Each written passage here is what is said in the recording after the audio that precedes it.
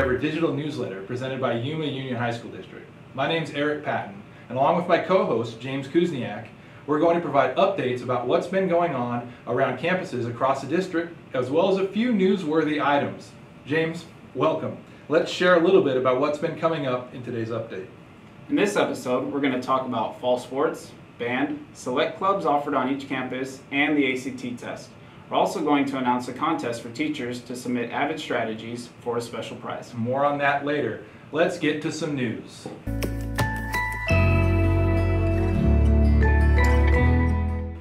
Gila Ridge football got off to its best start in 7 years, winning 5 of its first 7 games to open the 2018 season. Running back Renan Duarte is one of the area's top rushers and leads the Hawks in touchdowns. D'Angelo Garcia has also been a standout on both sides of the ball. He's one of 4 Hawks with at least 3 touchdowns this season, and Gila Ridge is seeking its 3rd playoff berth of all time and first since 2011. Cibola Swim celebrated its annual senior night on October 6th during the Crim Swim Invitation at the Valley Aquatic Center. After honoring seniors and their parents, Cibola boys and girls went on to win their respective team titles at the meet. The girls won 7 events overall, and the boys won 5 events overall. The Crim Swim Invite is one of only 2 local meets that count towards state qualification. For the 2nd straight year, Kofa volleyball is on an historic run. They won 13 of their first 14 matches of 2018, following up a school record-setting 15 straight wins to open the 2017 season. Senior Kylie Sharp has put together another standout season under first-year head coach Michaela Orman. Orman, who is a Kofa alum, was previously the JV head coach at Yuma High School. Speaking of Yuma High School, the Criminals inducted their 9th Athletic Hall of Fame class on Saturday, October 6th. The new class includes 6 individual members and 1 team. Clifton Boji Jr., Felicia Casares, Phil Davis, Rick Garcia, Jorge Jaime Jr., Chris Hawkins Norton, and the 1956 state champion cross-country team were all enshrined. Several members of the group took part in a week of activities, including a gathering at Lutz Casino, a lunch on the Yuma High School campus, reserved seats and on-field recognition at Friday's football game before their plaques were unveiled in the Palace. From former state champions to state meet hopefuls, San Luis Cross Country is looking to build on recent success. The Sidewinders have taken part in 7 meets so far in 2018, including matching up with all 4 local high schools, as well as running in the Nike Desert Twilight Cross Country Festival. Jesus Vieira and Jocelyn Villanueva have stood out for the boys and girls teams, respectively.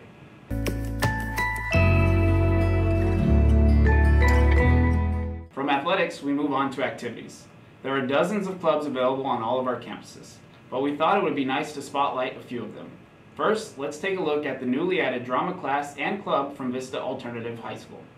Teacher Brenda Wright has 8 students learning the ins and outs of acting, including, as you can see, pantomiming and slow motion reenacting scenes from a movie. This is the first year that Vista Alternative High School has offered drama. Cibola's Interact Club is not in its first year, but there are plenty of first-year students learning about the club's mission. It is a service club for young people ages 12 to 18 and is sponsored by the Rotary International. Let's hear their credo from the students themselves. Hi, my name is Carlos Moreno, and I'm president of the Interact Club. Interact is a community service-based club, and we do everything we can to help the Yuma community. We are modeled after and sponsored by the Yuma Rotary Club, and at the end of all of our meetings, we do the 4-way test. So in everything we think, say, and do, is it the truth? Is it fair to all concerned? Will it build goodwill and better friendships? Will it be beneficial to all concerned? Wow, makes me want to get involved. Another club that's highly involved in the community is San Luis High's National Honor Society.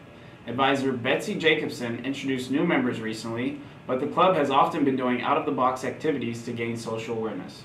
For example, last year the group took part in a lock-in for homelessness, in which 35 club members spent the night outside at San Luis High School and learned firsthand what it is like to be homeless.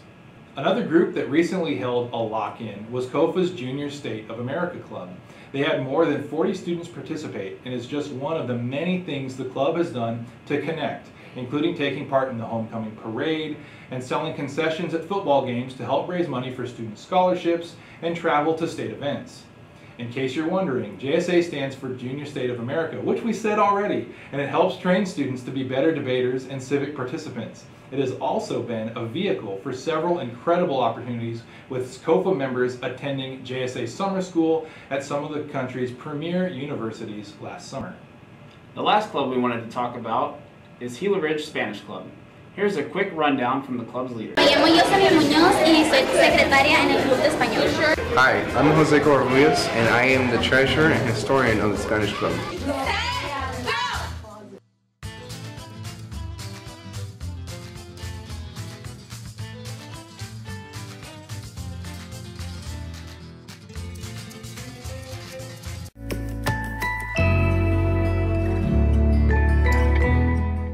There are so many things for students to be involved in on each of our campuses, but one of the most popular activities is band. There are various offerings in music classes, but here is Gila Ridge music teacher Caitlin Mahoney explaining how some of those classes may look and sound. So we go over a lot of how to play your instrument, how to create different sounds, different shortnesses of the notes, how to read rhythms. We also go through a lot of history and music theory. So I think the students it's been a different experience for them. I think the most interesting part of band is that they're not just sitting and playing. They're doing lots of other things. We get up and move around. They learn about history and culture and the history of their instruments, how their instruments are made. So it's not just a sitting and playing type, which I think that most kids like to do anyways. But it's more to that, and then I always get their feedback. I make sure that we're playing music that they are enjoying and that they're going to want to play. Many of the students who participate in marching band come out of those music classes, and fall is a busy time of the year for band students. They participate in state qualifying events over a 2-month period, and if they qualify, they compete in the Arizona State Marching Band Festival in November. Of course, they are also practicing rigorously, playing at most football games and other events such as the Light Parade coming up in December.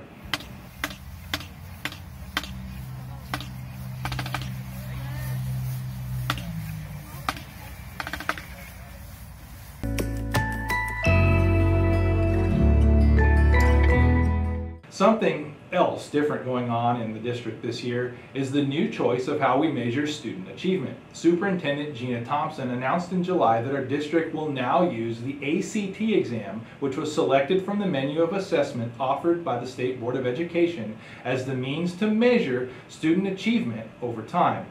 Here's Mrs. Thompson explaining a little more about that decision. Yuma Union High School District has been members of the ACT DCST project for nearly a decade, and that gives us a very rich background in knowing how students approach the exam for ACT.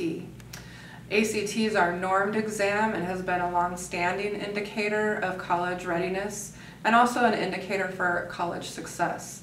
These are all values that are very, very important in Yuma Union High School District.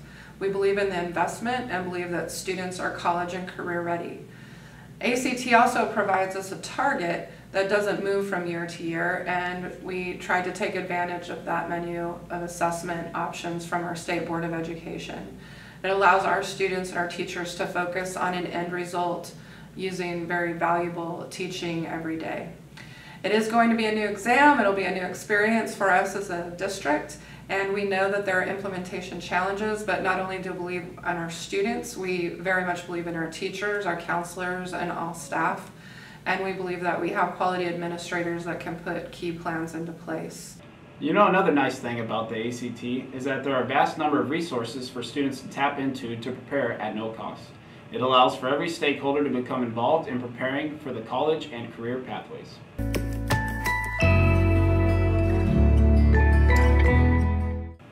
To close things out, we wanted to share an exciting contest for teachers. As many of you know, we have implemented AVID strategies across the district. To showcase some of those strategies that have been successful, we are asking teachers to send in a photo of an AVID strategy at work. Please submit the photo along with your name, the class, what strategy you used, and why it was successful to Eric Patton at epatton@Yuma Union. One submission will be randomly selected for a gift card. Again, teachers, please send me a photo of your best AVID strategy at work, along with your name, the class, what strategy was used, and why it was successful. We'll showcase some of those submissions in the next newsletter, and you never know. You could even win a pretty hefty gift card from Mrs. Thompson. Well, thank you everyone for spending a few minutes with us. We hope you enjoyed our first installment of the New Look newsletter, and as always, we welcome your feedback. For James Kuzniak, I'm Eric Patton. Thanks again for watching.